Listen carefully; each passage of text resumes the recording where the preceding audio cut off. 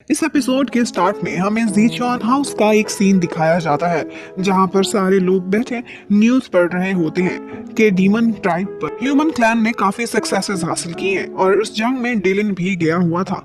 वो कितना बेरहम वॉरियर था। ये सारे लोग बातें करते हैं कि वो बहुत लूट मार भी करता है और काफी आगे तक जाता है। ये सब वहां बैठी प्रिंसेस कार्डा भी सुन रही होती है क्योंकि वो डीमन ट्राइब की थी, तो उसे ये सब सुनकर काफी दुख होता है कि मेरे कबीले पर आजकल क्या कुछ बीत रहा होगा और मुझे दुश्मनों के साथ रहना पड़ रहा है।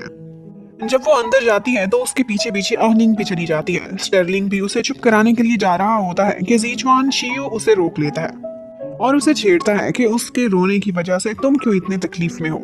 उसे अपने साथ एप्पल खाने के लिए बिठा लेता है। इतने में हम यहाँ पर देखते हैं मिंग यू मौका पाकर खामोशी से वहां से निकल जाता है। वो अंदर जाकर कुछ चोरी चोरी करने का प्लान बना रहा था।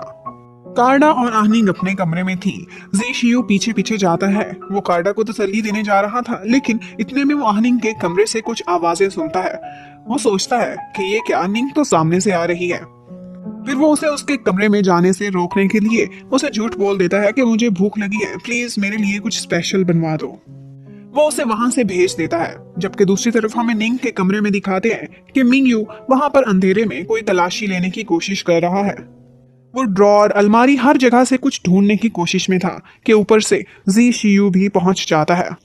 वो अंधेरे में मिंग यू के पीछे खड़ा होता है। मिंग यू मुड़ता है और तलवार के साथ उस पर अटैक कर देता है, लेकिन जी शियू कितना माहिर फाइटर है ये तो हम सब जानते हैं। वो आराम से मिंग यू को गिरा देता है। अभी तक अंधेरे में मिंग यू नहीं देख पाया था कि कौन है उसके सामने। वो एक दफा तलवार का वार करता है और उसके बाद उस पर तीर चलाने ही लगता है कि जी शियू लाइट ऑन कर देता है और अपने कमांडर और दोस्त को अपने सामने खड़ा देख यूमिंग बहुत शर्मिंदा होता है।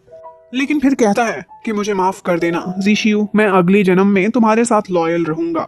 तलवार निकालता है, लेकिन जीशियू बहुत आराम से उस पर काबू पा लेता है और उसके बाद जीशियू आराम से बैठकर चाय पीने लगता है और उससे कहता है कि मुझे एक्सप्लेनेशन चाहिए। तुम आहनिंग के कमरे में क्या कर रहे थे?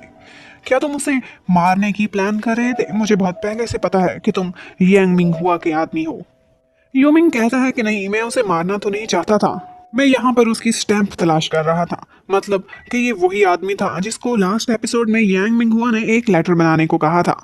इस बात पर जी शियू काफी गुस्सा करता है और कहता है कि ये उसे मार देने के ही बराबर है। किसी को धोखा देना या कत्ल करना, मैं इसे एक ही कंसीडर करता हूँ। फिर जी शियू उसे वो सारा टाइम याद दिलाता है। कहता है कि तुम कई सालों मेरे साथ रहे हो, हम मौत और जिंदगी से इकट्ठे लड़े हैं, लेकिन तुम मेरे साथ ऐसे कैसे कर सकते हो? यूमिंग कहता है कि मेरे पास और कोई भी चॉइस नहीं थी। मैंने एक दफा यांग मिंग हुआ के लिए एक काम किया था, एक लेटर बनाया था, और वो वही दिखा दिखा कर मुझे ब्लैकमेल करता है और मुझसे और भी काम करा रहा है। वो रोने लगता है तो आगे से जी शियू को और भी गुस्सा आ जाता है। कैसा है, मर्द की आंखों में आंसू अच्छे नहीं लगते।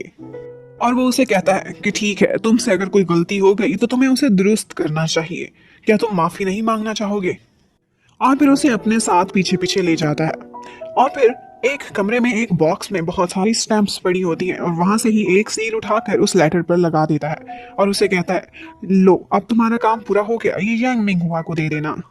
वो काफी हैरान होता है तो आगे से जी शियू का ये प्लान होता है कि अब वो यांग मिंग हुआ को लेटर भी बना कर देंगे, उसके काम भी करेंगे, लेकिन ये सारा काम जी शियू अपनी मर्जी का, अपनी पसंद का कराएगा।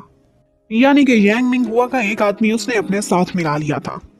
और जी शियू ये भी कहता है कि जब तक तुम मेरे साथ काम करना चाहो या मेरे साथ रहना चाहो, तुम रह सकते हो। मैं तुम्हें एक और चांस देता हूँ। हर कोई गलतियां करता है, लेकिन तुम मेरे भाई हो, मैं तुम्हें माफ करता हूँ। यानी कि वो माफ करके उसे अपना ग्रेटफुल भी बना लेता है। और उसके बाद यूमिंग इतना ही कहता है कि प्लीज आइंदा कभी मेरे फेस पर इतनी चोटी ना देना, मेरी ब्यूटी खराब होती है। और उसके बाद वो लेटर यांग मिंग हुआ को मिल जाता है। उसके जाने के बाद जी शियू भी वहीं पहुंच जाता है। वो काफी खुश था, अब काम उसकी मर्जी से चल रहे थे। दूसरी तरफ हमें डेलिन को दिखाते हैं। वो अब डीमन ट्राइब से फाइट करने के बाद कैपिटल में वापस पहुंच गया था, लेकिन वो चीफ कमांडर को रिपोर्ट करने की बजाय सीधा अपने घर जाता है। घर पर एक बहुत ही सुंदर सी लड़की उसका वेट कर रही थी, जो उसे देखकर काफी खुश हो जाती है और उसको एक लेटर भी देती है जो उसके नाम किसी की तरफ से आया था।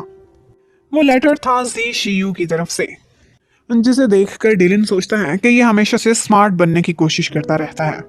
और उसके थोड़ी देर बाद वो लड़की उसके लिए सूप तैयार करके आ जाती है और उसे छेड़ती है कि क्या ये कोई लव लेटर तो नहीं है किसी लड़की की तरफ से। दिलिन उसे ऑफर करता है कि तुम खुद भी खोल के पढ़ सकती हो, लेकिन वो कहती है नहीं, मुझे तुम पर पूरा भरोसा है। तुम मुझसे चोरी चोरी कोई सीक्रेट नहीं रखोगे।